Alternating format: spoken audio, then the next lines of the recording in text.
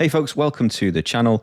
Now, I've made some videos recently on the GP5 and we've gone over a few of the basics like getting started. I've talked about MIDI and using MIDI Pad 2 as an app alongside the GP5. And I've also talked about Touch OSC. And if you haven't yet checked out those videos, I will leave links down below so you can take a look at them when you're ready. Now, in this video, I wanted to run through the app in as much detail as possible. And that's the Valeton Suite app that goes alongside the GP5. So for many users, you might already know everything about this, but for new users, perhaps learning about the app and everything that you can do with the app might be a useful tool and also help you out with your journey and the GP5. So you'll obviously head over to wherever you get your apps, whether that's the App Store or the Play Store, and you're going to look for the Valeton Suite app. And I'll just open it here first of all. Now, I'm obviously going to be demoing this on the iPad. And you can see when you open up the app, you've got two tabs down the right-hand side over here. One is the device that we can look for, and then the other is about, and you can go into the information about the software version, language, etc. So we're going to tap on the device tab, and you can see it's asking us to select our device, which is the GP5.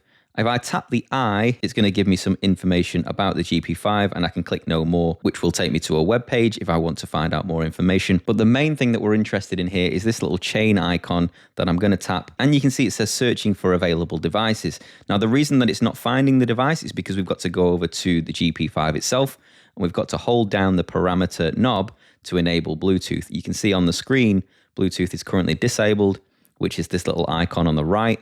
If I hold down this knob for a couple of seconds, it starts flashing, which means that it's sending out that Bluetooth signal. So we'll search again, and this time it finds the GP5 BLE from the list on the right-hand side over here. You can see that's the only one available. So I'm going to tap that and connect device, and it will connect straight away. So now we've got the iPad and the GP5 talking to each other. And if I just turn the parameter knob on the GP5, you can see we're cycling through all of the patches on the iPad. And also if I tap the left and right arrows on the iPad itself, that will cycle through the patches on the GP5 as well. So we know that the devices are connected to one another, and I think the best thing to do here is probably run through things in order. So if we look in the top left-hand corner, we can tap that icon and it will take us back to the home page where we can select the devices that we want to connect to. And you can see I can go back. If I had other devices here, I can connect to those other ones as well. But it's just that GP5 that we're connected to. The number 6 next to it represents the patch that we've got selected. So just cycling through them, you can see I've got number 2, and that correlates with that patch that we've got in the top left there.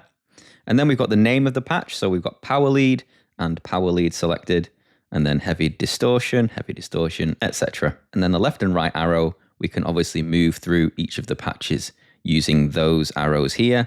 And we can also do that on the GP5 as well. Then I've got this little save icon where if I've made any changes to that preset, I can hit save. I can obviously give it a new name if I wanted to change the name, and I can save that to a different location. So let's say you want to keep patch number 4, which is this one here, but you want to make a couple of changes to it and you want to save that further down the list, say patch number 50, then you can go ahead and save that in a different location as well. Then you've got your 3 dots in the top right over here where you can import and export files. You can also rename, which will take us back to that page we had before, and you can delete patches as well. We'll go over what these options are down the right-hand side shortly, but each patch within the GP5 allows us to use 10 blocks. Now, you can't duplicate blocks, you can't have multiple reverbs or multiple delays, etc., which perhaps might be useful, and we'll get stuck into why that might be the case shortly. But basically, under Edit, we can see these 10 blocks here, and the signal chain will go from left to right in this case. So we've got noise reduction, which is the first block. Then I've got a pre-effects block here. I've got distortion, which is turned off. This NS is where I can import NAM captures, and we'll talk about that later as well. Then I've got an amp block, which is turned on, a cab block, an EQ, and then I have modulation, delay, and reverb. And you can clearly see which ones are turned on and which ones are turned off simply by looking at which ones are lit up and which ones aren't. And what I'm going to do is I'm just going to click on one of the blocks that isn't turned on, which is this distortion block here, and I can use this little toggle to turn it on and off. I'm going to turn all of them apart from this one on so that we can see them all light up. So I've turned on all of the blocks. I'm not going to go into the detail of this particular block in this video. I think it does need a video in its own right with regards to the NAM files.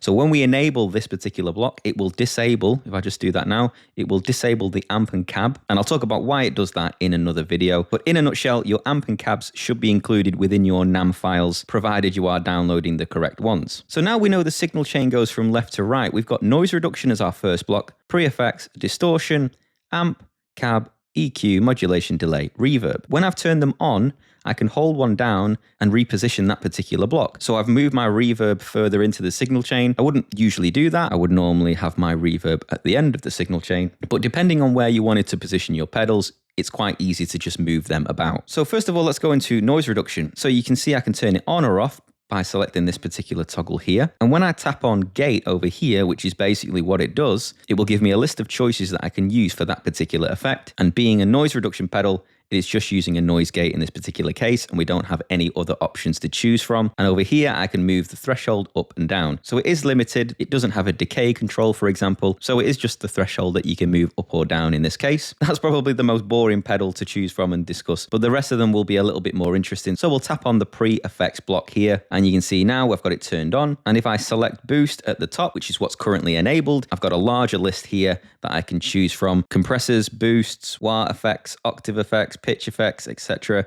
So there's quite a few different options here. And I think some of them I'd say are much better than others, and some of them do need a little bit of tweaking to try and get them to sound a little bit better as well. One thing I do want to say though, because you've got all of these options within the same block. So for example, your pre-effects block includes your compressors, your boost, your wah effects. If you wanted to split those up, you couldn't do that at the moment, not with the current firmware that we're using, because we only have one pre-block to choose from within a particular preset. So that could be something that Valeton look at in the future, perhaps give us more blocks to play with, or move the compressor or boost to a different block, or even allow us to use multiple versions of the same block. So we can use 2 pre-effects blocks or something like that, just to be able to allow us to use a few different options from a particular block. Okay, so let's choose a compressor at random. Let's just do that first one here. You can see that I've got a level of sustain that I can adjust here, and a volume as well. Now the next compressor along has a few different options. We've got sustain, attack, volume, and a clip adjustment as well. And then I've got boosts, which obviously I can adjust the gain. I can enable the plus 3 dB. I've got another boost here, which I can adjust some more EQ within. So you've got a few different options, all with various different controls and parameter changes within each of your effects. So moving along to distortion then, there's quite a few different distortions that you can choose from. And obviously we've got ones based on distortions that you may or may not be familiar with, such as the rat down here. We've got a fuzz. We've got Tube Screamer. So you've got loads of different options there that you can choose for your distortion, and you can obviously make adjustments there with these parameters as well. And then going into the amp, we've got loads of different amps that we can choose from. So I'll choose the Marshall JCM 800 here, and you can see we've got some more parameter changes. We've got presence, volume, bass, middle, treble, and gain, etc. And then going into the cab, you can choose from a good range of different cabs as well. Now we've got down here, which is the user IRs, and similar to the NAM captures, we can import our own files here as well. So if you did want to import your own IRs, you can do that here, and you can use your own IRs in place of the cab. So that's really cool as well. Then I've got my EQ block, where I can obviously make adjustments to the EQ, and you've got a few different options there for your EQ, and you can obviously choose whichever EQ you want to use for that particular block.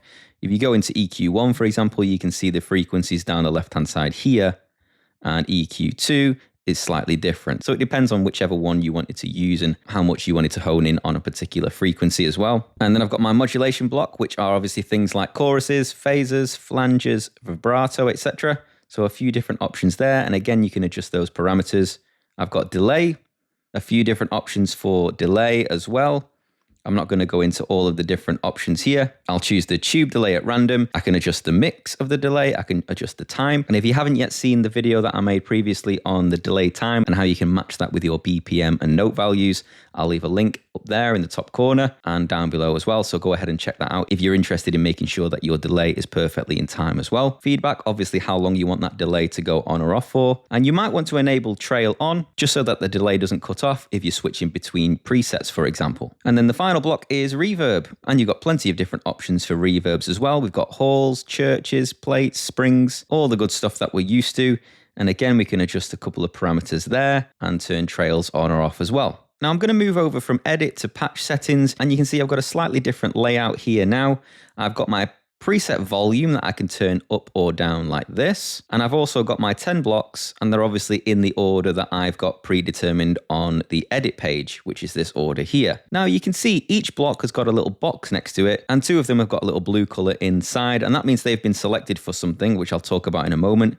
And what I'm going to do is I'm going to choose a third block. Let's choose reverb as the third block. And that means I can't now tap on any other blocks to choose from. I've only got those 3 blocks selected, because if you look at the GP5 screen, I've got those 3 blocks that I can enable or disable with this foot switch, which is the pre-effects block, the delay, and the reverb. And they are the 3 that we've got selected over here. So now I can use this foot switch on the GP5 to turn them off, or I can turn them on again. And I have talked about this in previous videos as well, so go ahead and take a look at that. And I've also shown you in another video, which is the MIDI Pad 2 video, how to enable or disable more than those 3 blocks using a MIDI command. So that's quite cool as well and could be useful for you. But let's say you don't want these 3 blocks to go on or off at the same time, which they're doing at the moment.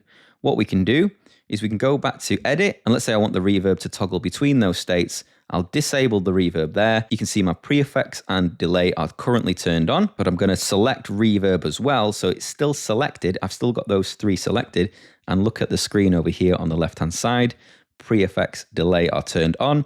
When I press the switch, they will turn off and the reverb will turn on. So it will toggle between those 2 states in that case, and that could be useful for you as well. And that's what you can basically do within patch settings. So that's basically how we can turn on or off effects, move them around, change the order of the effects, and obviously change the parameters within each effect as well. What I want to do before I move on to some of these global settings, I'm just going to tap where it says power lead at the top, which is the patch that we currently have selected. And then when I tap that, you can see all of my 99 patches here, and I can obviously just choose one at random. For example, let's go for number 17. It's asking me if I want to save the changes that I made to this preset before, which I'm not interested in doing. And now we've got preset number 17 selected. But you'll also notice that when I select the preset as well, I've got this other option, which is Songlist A-Z. And I have talked about this in a previous video as well. It's a really good feature to have, and it basically allows us to manage the presets in a particular order, and we can add more to that list as well. So you can choose a few more options. Let's say I want to go with that one,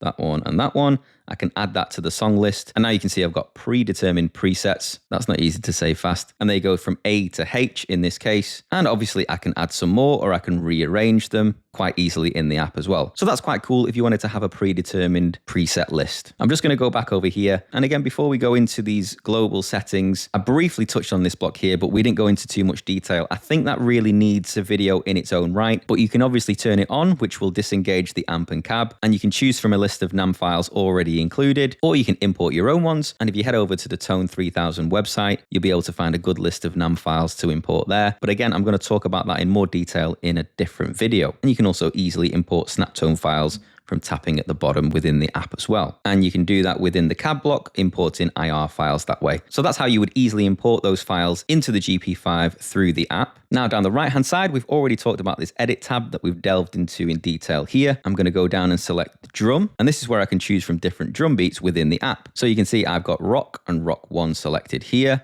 I'm just going to press play.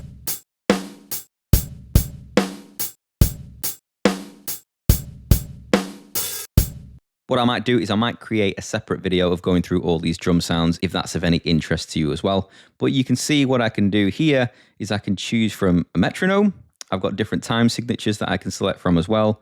I've got loads of different drum beats in the style of rock, pop, funk, and quite a good list of different genres as well. So maybe in a different video, I'll go through all of those different beats so you can hear what they sound like. Here I can adjust the volume of the particular drum beat, and I can adjust the tempo with this fader as well. I can even use the tap function to set a tap tempo, and I can go up and down manually using the plus and minus icons there as well. Bluetooth audio at the bottom will basically allow me to select a device that I want to send audio from the app over to, which could be a Bluetooth speaker, or it could be the GP5 itself. Then I'm going to go down to the global settings here, and I can see a nice icon of the GP5. I can see that we're connected, and the firmware version, which is currently 1.06.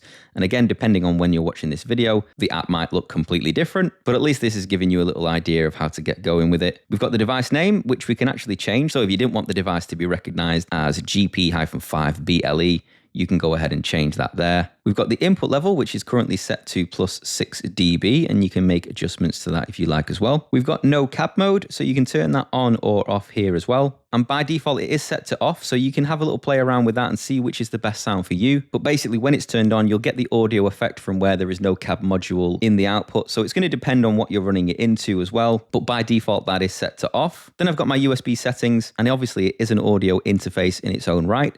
So you can adjust the record level however you want to set that.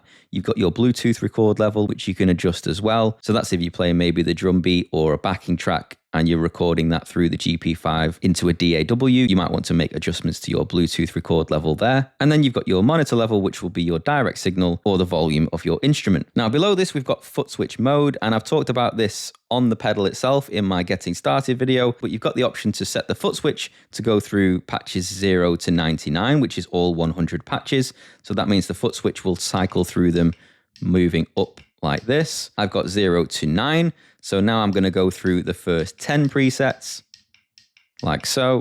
And then when it hits preset 9, it will go back to preset 0. I've got A to Z, which is that song mode that we talked about. And now we've set up A to H in our song list.